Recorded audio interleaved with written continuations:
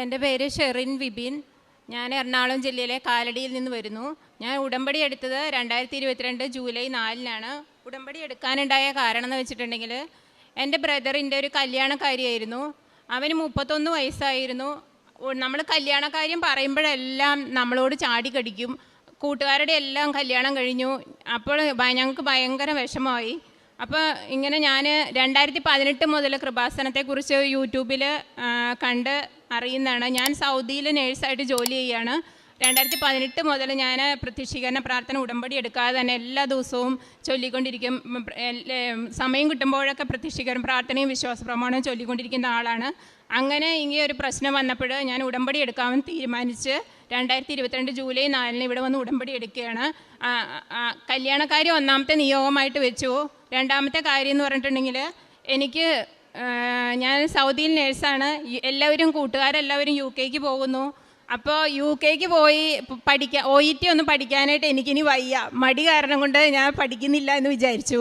അപ്പോൾ ഞാനിങ്ങനെ എല്ലാവരോടും ഫ്രണ്ട്സിനോടൊക്കെ ചോദിച്ചു, UK പോകുന്നതാണോ നല്ലത് അതെയോ സൗദിയാണോ നല്ലത്? അവർ പറഞ്ഞു UK വരണ്ട, സൗദി തന്നെയാണ് നല്ലത്. എന്നാലും സാലറി കുറച്ച് കുറവായതുകൊണ്ട് ഞാൻ മാതാവിനോട് ഇങ്ങനെ പ്രാർത്ഥിച്ചുകൊണ്ടിരുന്നു, മാതാവേ, UK കിട്ടുന്ന ഒരു സാലറി, ആ സാലറിയിൽ എനിക്ക് സൗദി ലൈസൻസ്, ഈ പ്രോമെട്രിക് എക്സാം വെച്ച് എനിക്ക് കിട്ടണം എന്ന് പ്രാർത്ഥിച്ചുകൊണ്ടിരുന്നു. മൂന്നാമത്തെ ഒരു നിയോഗം എന്ന് പറഞ്ഞാൽ,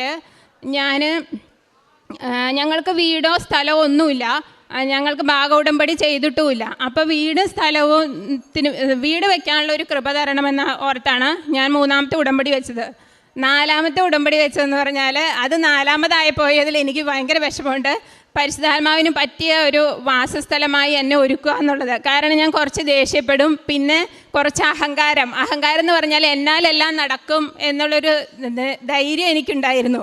ആ ധൈര്യം എപ്പോഴാണോ ചോർന്നു പോയത്, അപ്പോഴാണ് ഞാനിവിടെ ഉടമ്പടി എടുക്കാനായിട്ട് തീരുമാനിച്ചത്. അങ്ങനെ ഉടമ്പടി എടുത്തു. ഞാൻ ജൂലൈയിൽ ഉടമ്പടി എടുത്തു. ഓഗസ്റ്റിൽ ഞാൻ സൗദിക്ക് ജോലിക്ക് പോയി. ഓഗസ്റ്റിൽ എൻ്റെ ബ്രദർ സെൻട്രൽ ഗവൺമെൻറ്റിൽ എയർപോർട്ടിൽ ജോലിയാണ്, CSF വിങ്ങിൽ. അപ്പോൾ അവൻ തിരിച്ചു വന്നു. അപ്പം ഞാൻ ഓർത്തു, ഉടമ്പടി എടുത്തതല്ലേ, എന്നാൽ കല്യാണം നടക്കുമായിരിക്കും, കാര്യങ്ങളൊക്കെ ഈസി ആയിട്ട് നടക്കുമെന്ന് ഓർത്തു. അവൻ ഓഗസ്റ്റിൽ വന്നു. നമ്മൾ കാണുന്ന പെണ്ണുങ്ങളെല്ലാം നമ്മളെ ഏകദേശം ഇഷ്ടമാണെന്ന് പറയും, അല്ലെങ്കിൽ എന്തെങ്കിലും തടസ്സങ്ങളുണ്ടെങ്കിലും തിരിച്ച് നമ്മൾ കണ്ടിട്ട് നമുക്ക് ഇവൻ പറയുന്നത് വേണ്ട, ഇഷ്ടമായില്ല എന്ന് തന്നെയാണ്. അങ്ങനെ പോയി. ഓഗസ്റ്റ് പോയി. സെപ്റ്റംബറിൽ എനിക്കിതുപോലെ തന്നെ ഞാൻ അവിടെ ഒരു ആറംഗോ എന്ന് പറയുന്ന ജോൺ ഹോപ്കിൻസ് എന്ന് പറയുന്ന ഒരു അമേരിക്കൻ ഹോസ്പിറ്റലിലേക്ക് ഞാൻ അപ്ലൈ ചെയ്തിട്ട് 2 വർഷമായിരുന്നു അപ്ലൈ ചെയ്തിട്ട്. അപ്പം ഞാൻ അതിന് ഇൻ്റർവ്യൂവിന് പോയി. ഞാൻ മനസ്സിലിങ്ങനെ ഓർത്തു, ഉടമ്പടി എടുത്തതല്ലേ, കിട്ടുമായിരിക്കും. അതും എനിക്ക് കിട്ടിയില്ല. ഒരു നിയോഗങ്ങളും നടക്കുന്നില്ല.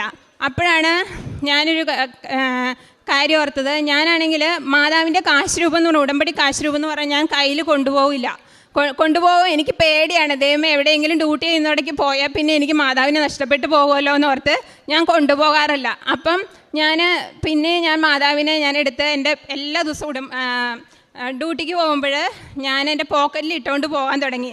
അപ്പോഴാണ് വേറൊരു സംഭവം ഉണ്ടായത്. ഉടമ്പടി എടുത്തെല്ലാം ഈസി ആകുമെന്ന് വിചാരിച്ച എനിക്ക് ഹോസ്പിറ്റലിൽ നിന്ന് കുറേയേറെ പരിഹാസ്യങ്ങൾ എന്ന് പറഞ്ഞാൽ, അവിടെ ഞാൻ 8 വർഷമായിട്ട് ജോലി ചെയ്യുന്നു. ഏറ്റവും നല്ല സ്റ്റാഫായിട്ട് എല്ലാ കൊല്ലവും എന്നെ അവാർഡ് തരും. എന്നെ എല്ലാവരും അപ്രീഷിയേറ്റ്. അങ്ങനെ നടക്കുന്ന ഒരു ദിവസം അവിടെ സ്റ്റാഫിൻ്റെ ഷോർട്ടേജാണ്, ഭയങ്കര ഷോർട്ടേജ് എന്ന് പറഞ്ഞാൽ ഭയങ്കര ഷോർട്ടേജാണ്. അപ്പോൾ ഞാൻ ഗൈനിക് ഡിപ്പാർട്ട്മെൻറ്റിലാണ് ജോലി ചെയ്യുന്നത്. ഞാനപ്പോൾ മെഡിക്കൽ ഡയറക്ടറിൻ്റെ അടുത്ത് ചെന്ന് പറഞ്ഞു, ഒരു സ്റ്റാഫിനെയും കൂടെ വേണം. എല്ലാ സ്റ്റാഫിൻ്റെയും ജോലി നമുക്ക് ഒരാൾക്ക് തന്നെ ചെയ്യാൻ പറ്റില്ല. ഇത് കേട്ടപാടെ മെഡിക്കൽ ഡയറക്ടറിൻ്റെ അടുത്ത് പിറ്റേ ദിവസം സന്തോഷത്തോടെ ഡ്യൂട്ടിക്ക് ഒരു സ്റ്റാഫിനെ കിട്ടുമെന്ന് ഡ്യൂട്ടിക്ക് പോയ ഞാൻ അറിയുന്നത്, എൻ്റെ പേരിൽ വലിയൊരു ലെറ്റർ മെഡിക്കൽ ഡയറക്ടറും മാനേജ്മെൻറ്റും ചേർന്ന് ഞാൻ അവിടെ തുടരാൻ യോഗ്യതയില്ല. ഞാൻ നല്ലൊരു പ്രതീക്ഷിച്ച ആൾക്ക് എന്നെ പ്രൊമോഷൻ, എന്നെ ഡെൻ്റൽ ഡിപ്പാർട്ട്മെൻറ്റിൽ അസിസ്റ്റൻ്റായിട്ട് ഡ്യൂട്ടിക്ക് ഇടുകയാണ്, നീ ഇനി ഇവിടെ വേണ്ട എന്ന് പറഞ്ഞുകൊണ്ട്. അപ്പോഴാണ് ഞാൻ ബഹുമാനപ്പെട്ട ജോസഫ് അച്ഛൻ്റെ കാര്യം ഓർത്തത്. നമ്മുടെയൊക്കെ ഒരു ഷിഫ്റ്റിംഗ് എന്ന് പറഞ്ഞാൽ, ഒരു വിഷമകരമായ ഒരു ഷിഫ്റ്റിംഗ് ഉണ്ടാകുമ്പോൾ നിൻ്റെ ജീവിതത്തിൽ ദൈവം പ്രവർത്തിക്കുമെന്ന ഒരു കാര്യം എനിക്ക് അപ്പോഴാണ് ഓർമ്മ വന്നത്. ഞാൻ ഒന്നും കൂടി ഉടമ്പടി തീക്ഷ്ണമായിട്ട് ഒന്നും കൂടി ചെയ്യാൻ തുടങ്ങി. പ്രത്യക്ഷീകരണ പ്രാർത്ഥന എല്ലാ ദിവസവും ചൊല്ലും, ധ്യാനം കേൾക്കാൻ തുടങ്ങി, ബൈബിൾ കേൾക്കാൻ തുടങ്ങി, മാതാവിനെ കൂടെ എടുക്കാൻ തുടങ്ങി. സമയം കിട്ടുമ്പോഴൊക്കെ പ്രത്യക്ഷീകരണ പ്രാർത്ഥനയും വിശ്വാസ പ്രമാണവും ചൊല്ലാൻ തുടങ്ങി. അപ്പോൾ ഞാൻ ഇങ്ങനെ പ്രാർത്ഥിച്ചു, മാതാവ്, എനിക്ക് ഒരു നിയോഗങ്ങളും നടന്നില്ലെങ്കിലും കുഴപ്പമില്ല, സ്വർഗത്തിൻ്റെ ആനുകൂല്യങ്ങളല്ല എനിക്ക് വലുത്, അമ്മയുടെ സാന്നിധ്യം തന്നെയാണ് വലുതെന്ന് പ്രാർത്ഥിച്ചുകൊണ്ടിരുന്നു.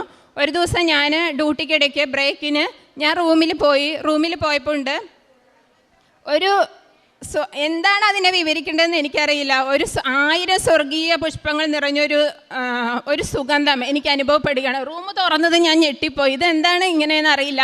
അപ്പോൾ തലേദിവസം എനിക്ക് നടുവേദനയായിട്ട് ഞാൻ യൂക്കാലി തൈലം ഉണ്ടായിരുന്നു, അതെടുത്ത് പുരട്ടിയായിരുന്നു. അപ്പം ഞാൻ ഓർക്കുന്ന യൂക്കാലി തൈലമാണോ, തൈലം എടുത്തുകൊണ്ട് പുറത്ത് കൊണ്ട് വെച്ചു. അതുപോലെ എല്ലാ സ്പ്രേയുടെ കുപ്പികളൊക്കെ തുറന്നു നോക്കി, ഒരു സ്പ്രേയുടെ കുപ്പിയല്ല, ഭയങ്കര അത് ഇന്ന് ഞാൻ ആ സുഗന്ധം എന്താണെന്ന് എനിക്ക് പറയാൻ പറ്റില്ല. അത്രയും സ്വർഗീയ പുഷ്പങ്ങൾ നിറഞ്ഞ സുഗന്ധത്തോടു കൂടി എല്ലാ ദിവസവും പച്ചത്തിരി കത്തിക്കുമ്പോൾ മാതാവിൻ്റെ സുഗന്ധം എനിക്ക് മാത്രമല്ല, ഞാൻ എല്ലാവരെയും വിളിച്ച് എൻ്റെ ഹോസ്റ്റലിലെ സ്റ്റാഫിനെയൊക്കെ വിളിച്ച് കാണിക്കും, അവർക്കൊക്കെ അനുഭവപ്പെടാൻ തുടങ്ങി. ഒരു സ്വർഗീയ സുഗന്ധത്തോടു കൂടി മാതാവ് എൻ്റെ അടുത്ത് വന്നു.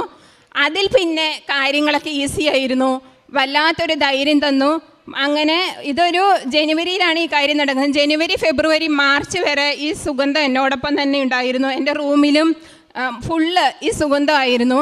മാർച്ച് ഒരു 12 ആയപ്പം എൻ്റെ മനസ്സിലിങ്ങനെ മാതാവ് പറഞ്ഞു, നീ ബ്രദറിൻ്റെ ഫോട്ടോ എടുത്തിട്ട് അതിൽ വിശുദ്ധ തൈലം തേച്ച് 7 ദിവസം പ്രാർത്ഥിക്കുക, 7ാമത്തെ ദിവസം വിശ്വാസ പ്രമാണം ചൊല്ലി പ്രാർത്ഥിക്കുക, 7ാമത്തെ ദിവസം കല്യാണം ഉറച്ചിരിക്കുന്നത് എൻ്റെ മനസ്സിലിങ്ങനെ തോന്നുകയാണ്. ഞാൻ 12-ാം തീയതി തൊട്ട് പ്രാർത്ഥിച്ചുകൊണ്ടിരുന്നു. 15-ാം തീയതി എങ്ങനെയോ ബ്രദർ സഡൻ ആയിട്ട് ലീവിന് വന്നു. 17-ാം തീയതി ഞങ്ങളൊരു പെൺകുട്ടിയെ പോയി കണ്ടു. ദൈവകൃപയാൽ അവനത് ഇഷ്ടമായി. 19-ാം തീയതി കല്യാണം ഉറച്ചു. കറക്റ്റ് 7 ദിവസം കൊണ്ട് കല്യാണം ഉറച്ചു.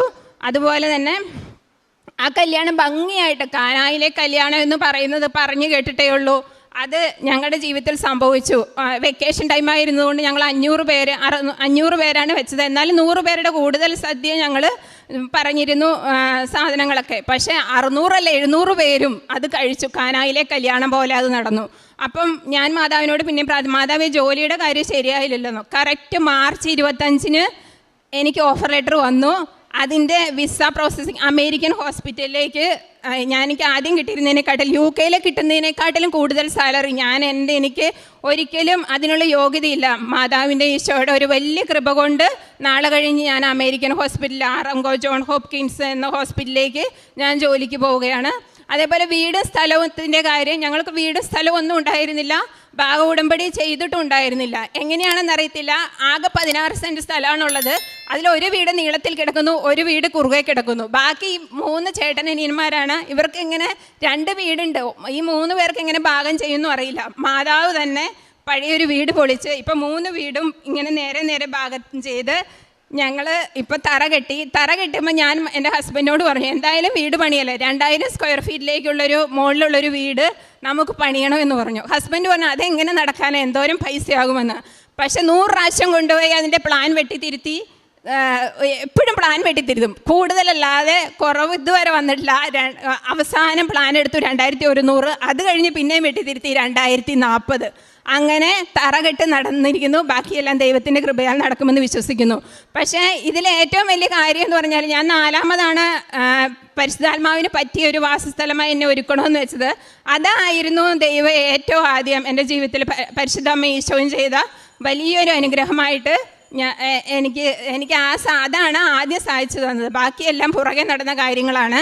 ഇപ്പം നാളെ കഴിഞ്ഞ് ഞാൻ പോകുന്നു. അതുപോലെ എന്ത് കാര്യം ഉണ്ടായാലും പ്രത്യക്ഷീകരണ പ്രാർത്ഥന ഞാൻ രാവിലെ മുതൽ വൈകുന്നേരം വരെ ഓരോ മണിക്കൂറിൽ പ്രത്യക്ഷീകരണ പ്രാർത്ഥനയും വിശ്വാസ പ്രമാണവും മാറി ചൊല്ലിക്കൊണ്ടിരിക്കും. ജീവിക്കുന്ന ഒരു ദൈവം കൂടെ ഉണ്ടെന്ന് ഞാൻ അറിഞ്ഞത് കൃപാസനം അറിഞ്ഞ പിന്നെയാണ്. ഞാൻ എപ്പോഴും വിചാരിക്കും, കൃപാസനം ഇല്ലെങ്കിൽ ഞാൻ എൻ്റെ കുടുംബമോ ഇന്ന് എങ്ങനെയാവുമോ എന്ന് എനിക്കറിയില്ലെന്ന് ഞാൻ എപ്പോഴും ഓർക്കാറുണ്ട്. ഇത്രയും വലിയ അനുഗ്രഹങ്ങൾ തന്ന ഈശോയ്ക്കും മാതാവിനും 1000 നന്ദി. ഇനിയും ജീവിതകാലം മൊത്തം മാതാവിൻ്റെ അടുത്ത് വരും എന്ന് ഞാനിവിടെ അമ്മയുടെ മുമ്പിൽ ഞാൻ പറയുകയാണ്. എല്ലാത്തിനും മാതാവിനും ഈശോയ്ക്കും 1000 നന്ദി.